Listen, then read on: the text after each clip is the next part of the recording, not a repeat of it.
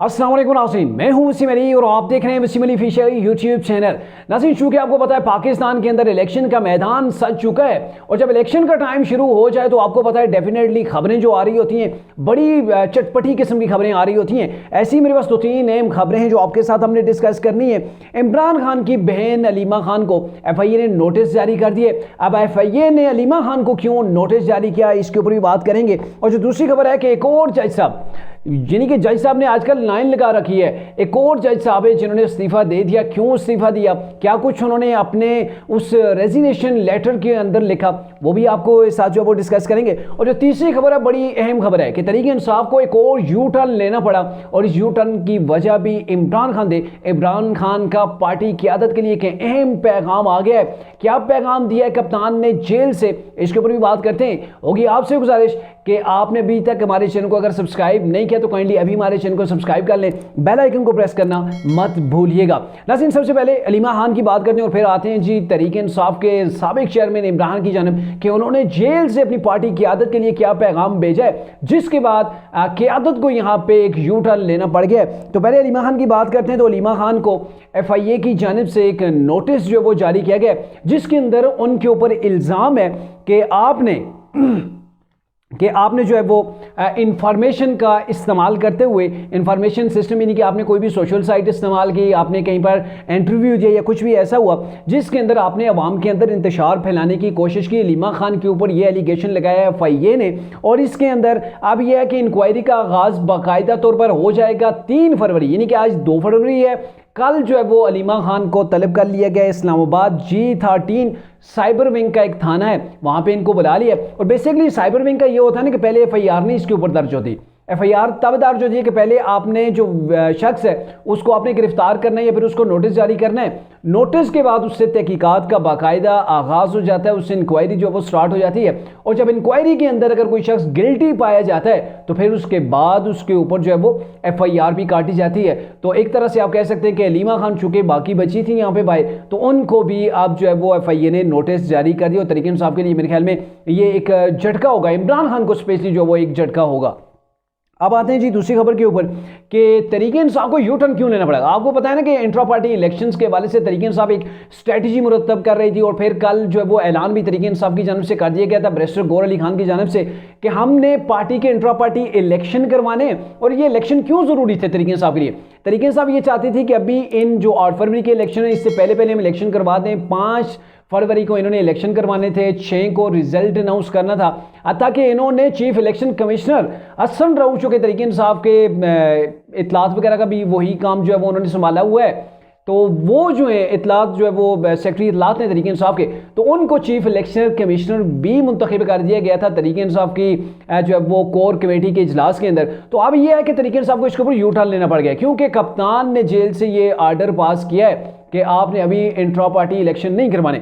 Election ज़रूरी इसलिए तहरीक इंसाफ समझ रही थी क्योंकि आप 8 फरवरी को इलेक्शन है, इलेक्शन के बाद तहरीक इंसाफ के जो लोग अभी आज़ाद हैसियत से अगर इलेक्शन लड़ रहे हैं तो अगर वो इंतखाबात जीत जाते हैं तो जीत के वो किसी और पार्टी के अंदर ना चले जाएं। यानी कि चूंकि वो उनके ऊपर बॉन्डिंग नहीं है कि वो तहरीक इंसाफ के पास ही वापस हैं, क्योंकि उनका तहरीक इंसाफ से अभी कोई लेना देना नहीं। तहरीक इंसाफ के वो टिकट के ऊपर इलेक्शन नहीं लड़ रहे, वो आज़ाद हैसियत के अंदर इलेक्शन लड़ रहे हैं, चूंकि तहरीक इंसाफ ने इंट्रा पार्टी इलेक्शन नहीं करवाए थे। तो ये चीज़ देखने के लिए कि कल कहीं इलेक्शन जीतने के बाद ये लोग दूसरी पार्टियों के अंदर, जैसे जंगीर तरीन वो पिछले इलेक्शन के अंदर वो अपना हेलीकॉप्टर जो वो बार के लोगों को लेके जाता था, खरीदो फरोख्त का एक गर्म किस्म का बाजार जो है वो उसने शुरू कर दिया था। तो ये चीज़ें देखते हुए अब तहरीक इंसाफ ये चाहती है कि उनको कंट्रोल किया जाए, उनको जो है वो बांधा जाए, कहीं वो दूसरी पार्टियों के अंदर ना चले जाए, कहीं आसफ अली जरदारी बंदों को उठा के ना ले जाए, कहीं अलीम खान, कहीं परवेज खट्टर, कहीं मुस्लिम नून जो है वो इन लोगों को ना ले उड़े। तो इसलिए ये चाहते हैं कि हम एक पार्टी का इंट्रा पार्टी इलेक्शन करवा दें। हमारी पार्टी बाकायदा रजिस्टर्ड है, लेकिन उसके पास एक सिंबल भी आ जाएगा और फिर जैसे ये लोग पार्लियामेंट के अंदर जाएंगे और पार्लियामेंट के अंदर जाके वो तहरीक इंसाफ को ज्वाइन कर लेंगे। तो इस चीज़ के पेश नज़र Tehreek Insaf intra party election करवाने जा रही थी, लेकिन कप्तान ने कहा नहीं, आपने इसके ऊपर इलेक्शन नहीं करवाना है। आप अगर इंट्रा पार्टी इलेक्शन के पीछे चलेंगे, पहले तो आपने फॉर्मेलिटी की थी, ज़ाहिर आपने आंखों के अंदर धूल झोंकने की कोशिश की थी, जिसको इलेक्शन कमिश्नर ने यकसर मुस्तरद कर दिया था और सुप्रीम कोर्ट ऑफ पाकिस्तान ने भी उसको मुस्तरद कर दिया था। तो आपको अब ऑफिशियली तौर पर अपने पार्टी आइन के मुताबिक जो है वो इलेक्शन करवाने, तो इसलिए आपका टाइम वेस्ट हो जाएगा, लोगों की तवज्जो इधर हो जाएगी, लोग ज़ाहिर इसके अंदर कंटेस्ट भी करेंगे। तो कहीं ऐसा ना हो कि अभी चूंकि उधर इलेक्शन है, इलेक्शन की तैयारियां रह जाए, आप इंट्रा पार्टी के इलेक्शन के पीछे टाइम वेस्ट कर दें। तो इमरान खान ने फिलहाल तहरीक इंसाफ की क़यादत को ये हुक्म जारी कर दिया कि आपने अभी इंट्रा पार्टी इलेक्शन नहीं करवाने, और तहरीक इंसाफ ने भी बिल्कुल उसी चीज़ को फॉलो अप जो है वो शुरू कर लिए। तो अब इन इलेक्शंस को मुलतवी कर दिया है तहरीक इंसाफ ने। अब आते हैं जी तीसरी बड़ी अहम खबर कि एक सीज़न सा बन गया है। जैसे इलेक्शन का सीजन होता है, लोग पार्टियां छोड़ के दूसरी पार्टी के अंदर जा रहे होते हैं, जो इक़्तिदार के अंदर आ रही होती है, सामने नजर आ रही होती है, उसी पार्टी के अंदर लोग सारी छलांग लगाते हैं, और जो पार्टी डूब रही होती है उसकी किश्ती से लोग भाग के निकल रहे होते हैं। तो ये सिलसिला शुरू हो गया है जी। सुप्रीम कोर्ट के 2 जजेस ने इस्तीफे पेश किए, मोस्ट सीनियर जजेस थे, और उसके बाद आज लाहौर से ये खबर आई है कि लाहौर हाई कोर्ट के एक जज हैं, जस्टिस शाहिद जमील उनका नाम है, उन्होंने अपना इस्तीफ़ा जो है वो दे दिया है। और इस्तीफ़ा उन्होंने जो दिया है उसके अंदर उन्होंने कुछ शायरी भी अल्लामा इकबाल की लिखी है, और उन्होंने इसको अपना एक निजी मामला करार दिया। कहा है कि ज़ाती मामलात हैं कुछ मेरे, ये नहीं कहा कि ज़ाती मसरूफियात हैं या हेल्थ कंडीशंस ऐसी नहीं है, उन्होंने इसका बिल्कुल बहाना नहीं बनाया। उन्होंने कहा जी मेरी ज़ाती कुछ वजूहत हैं जिसकी बिना के ऊपर मैं इस्तीफ़ा दे रहा हूँ, और ये है कि मैं आप एक नया ज़िंदगी का, एक नई ज़िंदगी के बाब का जो है वो आगाज़ करने जा रहा हूँ। और ये भी कहा कि इस्तीफ़ा जो है मैं इस्तीफ़ा जो दे रहा हूँ, एक चुप से अगर 100 सुख मिलता है, उन्होंने एक मुहावरा आम उर्दू के अंदर जो है वो बोला जाता है, अगर एक चुप से 100 सुख मिल रहा हो तो फिर जो है वो उसी से इस्तेफादा कर लेना चाहिए। तो पता नहीं अब कौन सी चुप है। इन्होंने शायरी भी वहाँ पे लिखी हुई है इस्तीफे के ऊपर,